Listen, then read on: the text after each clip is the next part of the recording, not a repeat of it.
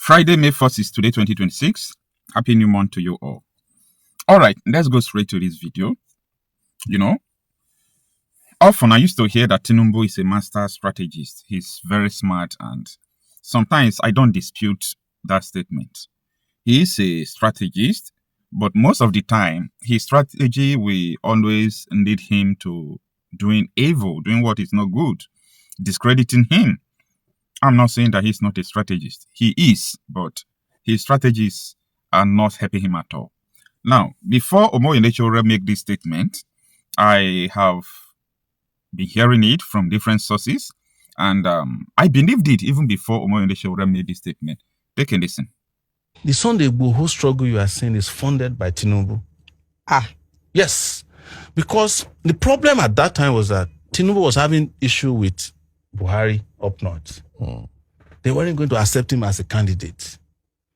And he looked at it and said, I helped you guys to get to power. You guys don't want my candidacy. I'm going to tell the Yoruba people to leave. He started funding them. They have not denied it. So, Buhari, being who he is, came and tried to kill Sunday Igboho. Without informing the governor of Oyo State, they brought a special force or special forces from Abuja to come and kill Sunday Igboho. Sunday Igboho was in that house that day, but he was hiding. Before they came back, he had jumped the fence. Even when he was in Benin Republic, he had injuries that they were hiding from you. And he left that night. He left Nigeria that night. They wanted to kill him so that Tinubu will know that they are not playing. That's what happened. So Tinubu had to retreat because it was based on their own security intelligence that Tinubu was behind them. But they had already achieved what he wanted to achieve, which was to scare the Buhari people to know that he has the capacity to disrupt the country. And you know, an average Northerner, with due respect to them, their issue is unity. If you want to appeal to the North, just say that unity, no wala. Anybody that discusses anything other than unity is the enemy of the North. Yes, it could be surprising, right? That Tinubu was indirectly funding Sunday Igboho to, agitate, to, let me say, use the word disturb or challenge Buhari's administration. The purpose for me is not well understood. Even no matter what Omoyele is saying, for me personally, I don't understand the motive till today. Now, the reason why I'm making this video is because Tinubu, who understands how agitation used to challenge governments, especially the government of Muhammadu Buhari, he understood that IPOB challenged the administration, the arrest, the freedom of Nnamdi Kanu, the international attention, the protests here and there, to the proscription of IPOB, like it was so challenging. So when Tinubu was coming out to becoming Nigerian president, so he was happy that that time Buhari's administration, through the office of the Mandami, AGF, have kidnapped Nnamdi Kanu from Kenya. So Tinubu was at rest. When he became president, so people were thinking that Tinubu will release Nnamdi Kanu. But Tinubu have a strategy. For him, Nnamdi Kanu will be free, but when I'm about to leave as Nigerian president, I will just ask them to leave him either through amnesty or any means. But since I am the president of the country, I will make sure that this man do not disturb my administration. Like what I witnessed under Buhari, I can't stand that. If this man disturb me, my administration will look like a cankerworm. Like people will say that I did not try. Anyway, he got it totally wrong because even Buhari's administration is now better than his own. Yes, he got it totally wrong. So that is why Tinubu make sure that Nnamdi Kanu will not be released. A lot of people approach him diplomatically. They try to use political solution. For Tinubu, Nnamdi Kanu remaining in detention or in prison till the end of my tenure is not the problem. For him, it's not the problem. His mission is simple. No agitation is going to disturb me. As a person who have funded agitation to disturb another government, I understand what it is. I witnessed Nnamdi Kanu's agitation or IPOB agitation or Biafra agitation disturbing Muhammadu Buhari's administration. So I'm going to put it in somehow, to make sure that this man did not disturb me. That is not the only strategy. As time goes on, he picked Bianca Ojukwu. Bianca Ojukwu's appointment was strategic. Yes, it's not just an ordinary minister, it's strategic. Yeah. When he picked Bianca Ojukwu, that time, Tinubu was battling the issue of Biafra agitation again. But at this point in time, not Nnamdi Kanu. So he was sending, Ganduje, Shetima to Finland to tell them, they did all they could. They spent resources. So at the end, they were able to silence Simon Ekpa, disturbing them from Finland. When you look at all these things, you will see that these are strategies. Let me put it in that way. But Tinubu should be seeing it now that these agitations are not just the problem. Because these agitations were based on the reality on ground. Look at the killings, look at everything going on. It is more than enough for every agitation to sprout in Nigeria. Guess what? It is the same Tinubu that is now telling us that he is very, very stubborn politician, that he will continue to borrow money and people sponsoring insecurity to discredit him, that it doesn't concern him. Do you understand that? People sponsoring insecurity to disturb him, it doesn't concern him. But what concerns him is the Biafra agitation, because it is going to disturb him. Master strategist. You get it? Now, and let's continue to talk about the issue of appointment of Bianca Ojukwu. So, Bianca Ojukwu was appointed as Minister of Foreign Affairs, but state. That is a junior minister. But recently, that was the day before yesterday, she was appointed the Minister of Foreign Affairs, the main one, after the resignation of her former boss. So, appointing Bianca Ojukwu that time junior minister of foreign affairs is very strategic. Now, Bianca Ojukwu was going out to meet diplomats, international people. So, whenever they see the issue of Biafra agitation, apart from America, so whenever they see the issue of Biafra agitation, they always like to ask Bianca Ojukwu, how is your government responding to the issue of agitation? So Bianca Ojukwu is now in a strategic position to tell them that, I am the wife of Nate Odumegu Ojukwu, who declared the Biafra independence before. That did not work. And he led the war. He fought for the Biafra. But after the war, we reconciled with Nigeria. And my husband told them that the Biafra is not necessary again. So we have reunited with Nigeria. So everybody you are seeing agitating, they are just causing nuisance. This is Jagaban's strategy. Now, she is the Minister of Foreign Affairs.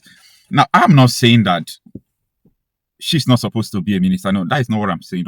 I'm trying to explain Tinubu's strategy or strategies for you. And that is why you are seeing today the issue of detention of Nnamdi Kanu is totally different from everything you can think or imagine. Yeah. The other time, even Andesoti was saying that Nnamdi Kanu will soon be released. There are not many politicians who speak truth, who are sincere. Only few of them. And few of them who can come out to talk the reality and what is happening, they can never come out to tell you what Tinubu told them.